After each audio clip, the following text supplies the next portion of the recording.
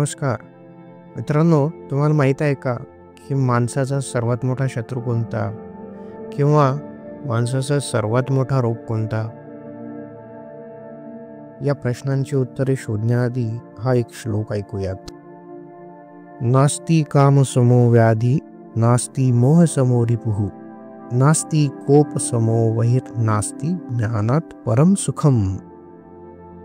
म्हणजे काम वासनेसारखा दुसरा कोणताही रोग नाही, मोहापेक्षा दुसरा कोणताही मोठा शत्रू नाही, क्रोधासारखी आग नाही आणि ज्ञानापेक्षा दुसरी कोणतीही वस्तू या जगामध्ये सुख देणारी नाही.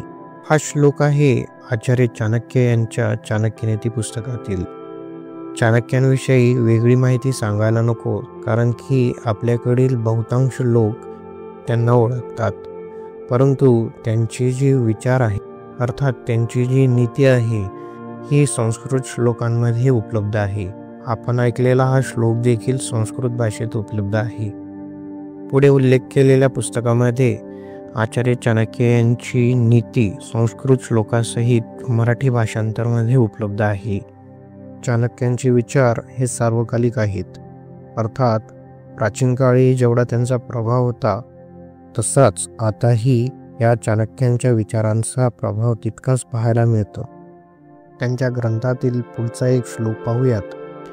धर्मं धनं च धान्यं च गुरुवचनं औषधं सुगृहीतं च कर्तव्यं अन्यथा तु न जीवति. अर्थात धर्माचे आचरण, धन उत्पन्न करणे, अन्नाचा संचय करणे, गुरूंच्या वचनांचे पालन करणे, असे अनेक प्रकारच्या औषधांचा संग्रह करणे, त्याचा व्यवस्थित आणि प्रयत्नपूर्वक असा वापर करणे हे योग्य आहे. असे न केल्यास मनुष्य जीवनाला योग्य तऱ्हेने व्यतीत करू शकत नाही.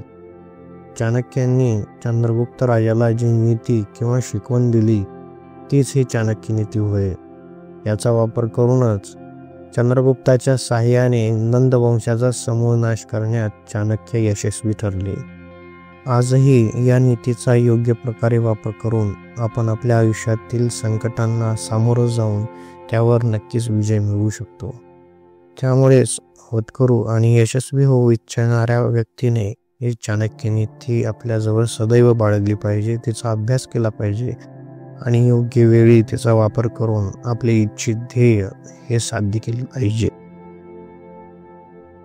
या पुस्तकासंबंधी अधिक माहिती हवी असल्यास डिस्क्रिप्शन बॉक्समधील दिलेल्या लिंकवर जाऊन तेथे आपण ती माहिती मिळवू शकता, किंवा ह्या व्हिडिओ संदर्भात काही प्रश्न असल्यास खाली कमेंट बॉक्समध्ये नक्की विचारा. त्याचा यथायोग्य आम्ही उत्तर द्यायचा प्रयत्न करू. तसेच स्क्रीनवर दिसणारा जो QR कोड आहे तो आपल्या स्मार्टफोनच्या कॅमेरामधून स्कॅन करून दिलेल्या लिंकवर गेल्यास आपल्याला या पुस्तकाबद्दल अधिक माहिती मिळू शकते आणि आपण हे तिथून प्राप्तही करू शकता. या व्हिडिओमध्ये आता इथेच थांबूयात. व्हिडिओ बघितल्याबद्दल धन्यवाद.